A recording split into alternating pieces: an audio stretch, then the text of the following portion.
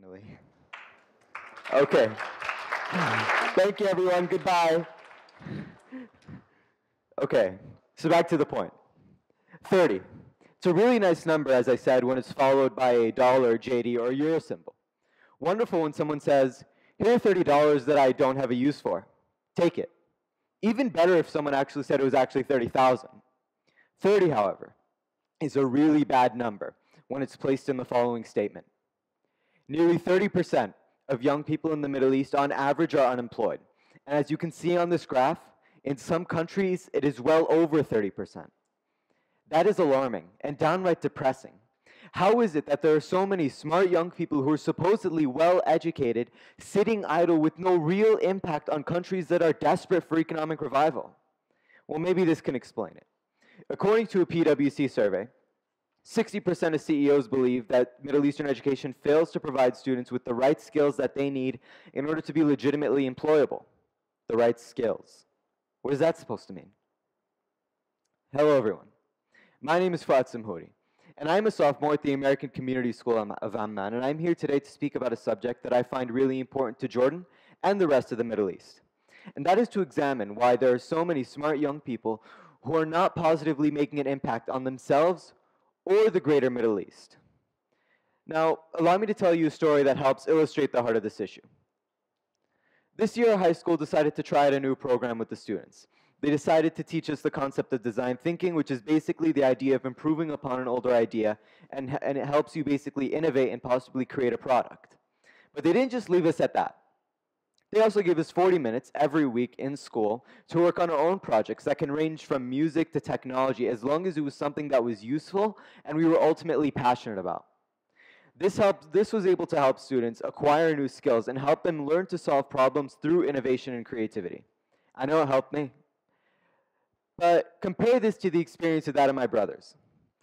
Now, my brother goes to a different yet relatively prominent and expensive school, supposedly one of the best in Jordan. So my brother is a really ambitious and enthusiastic kid, always happy.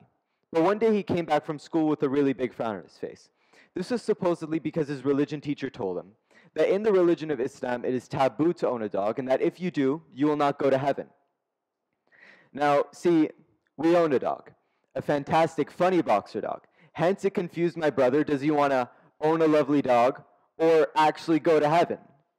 So my parents explained to him that nowhere in the Holy Book, simply nowhere, does it say that it is taboo to own a dog, let alone that you're not even going to go to heaven if you do something as simple as that. The teacher simply regurgitated some antiquated hearsay as if it were a decree, because that's what has been taught for all these years, therefore nothing should change. But of course, the dog is not the issue. The real issue is, somehow Middle Eastern education has been too focused on passing grades by accepting and memorizing what is being taught, even if what is being taught is one of two things. One, useless, or two, straight up wrong. And it doesn't try to focus on trying to enhance students' creativity and imagination and teach them the right skills that they need. Now, but it wasn't always like this. How do I know?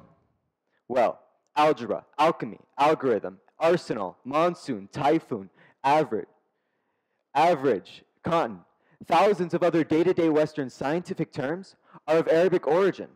That's because the Middle East was once a hub of innovation and creativity, technology, when the Western world was embroiled in the Dark Ages. So clearly the potential is there. So how do we go from being one of the most unstable regions on the planet to being the generators of knowledge and ideas like we were 1,000 years ago?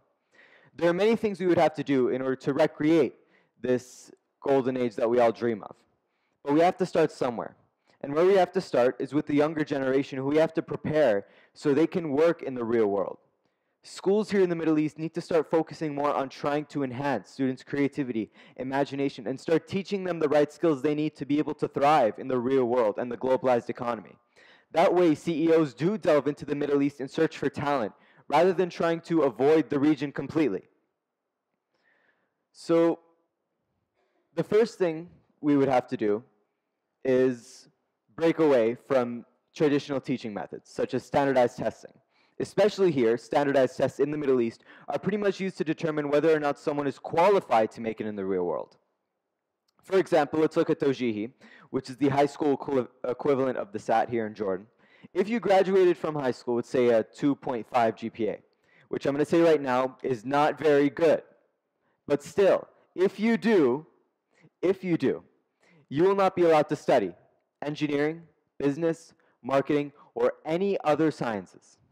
How incredibly outrageous is it that one test, we're talking about one test, has the power to turn a student's entire life around and bar them from studying what they may be passionate about? Dare I say they could be talented in it? If we bar students from studying what they may be passionate about, imagine the type of potential we could be wasting. Let's look at circumstances that can explain why someone would screw up on a test. They could have been sick that day. They could not be good at taking exams either. They tend to get too nervous or make stupid mistakes. There's not one single way to test a student.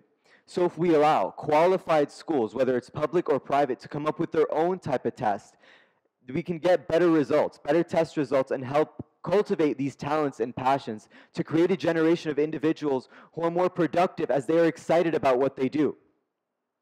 The second thing we would have to do is better integrate online courses and technologies into the classroom. Technology is taking over faster and faster than ever before and cannot be brushed over, especially when it can cover a major educational weakness, which is the lack of professional teachers here in the Middle East. Let's look at Jordan specifically. In Jordan, 50% of Jordanian teachers chose the job not because they were passionate about teaching or because they wanted to help the next generation, but because it was the best or only available option to them. They were also the victims of TEDxYouth, by the way. And only one third of these teachers received actual training for teaching, while the rest only received training in their fields of specialty. If we can integrate online courses with guidance from a local counselor and integrate technology, not only can we expose students to the internet and to the globalized world today, we can also help them learn from great educators across the globe. Now, I can go on for hours about what we have to do in order to better enhance the Middle East through education here in school. But I also can't ignore one of the most important places for education outside of school, and that's what happens at home. Home is where you're supposed to be taught about disciplines, such as respecting school, doing what you're supposed to do. It's where you're taught about values, such as morality, ethics, manners. It's where you can practice practical skills, such as creative thinking, negotiating, influencing people, things that you should be taught at school. If school was a drawing, then home would pretty much be the outline. Now, this may all sound like too much, and it probably is. Some of the changes proposed may take decades, if not generations, to complete. But I still believe that this is still a cause worth fighting for, because if we can integrate home, school, and it goes hand in hand properly to help enhance this next generation, we can create a generation of individuals who are prepared and are more productive and will want to shift the Middle East back into that sort of shining city on a hill that it once was. And when we do that, not only can we become the generators of knowledge and ideas like we once were, but we could also become the creators of technologies and innovations that can change the world forever. Thank you.